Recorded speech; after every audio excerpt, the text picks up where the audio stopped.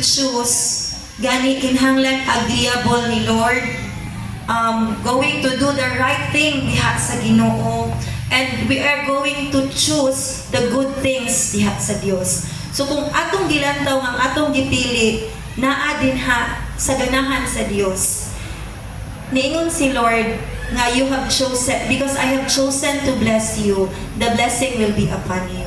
So wala na gina siya duha-duha, because we have chosen the Lord, and the Lord is the source of our blessing.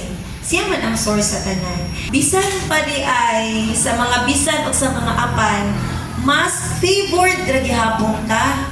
Or ika nga kagahisgon man tag chosen to be blessed, mas blessed ra kita gihapon.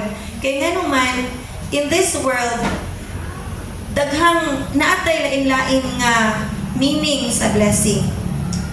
And dili na to malikayan, especially yesterday sa leadership training, kanang naka-realize ko ba sa word ni Lord sa Psalms chapter 1. So, iko na to siya o ang matuod nga bulahan. So, makita na to nga better off even if kay nga naman kitang tao, especially believers, tawhanon man ta, di na to malikayan nga makompare na to ang atong kinabuhi sa uban. Tinuod, atong makumpare ang atong kauban sa atong isig ka magtotoo. Makumpare po natong atong kinabuhi sa bisan sa dili magtotoo.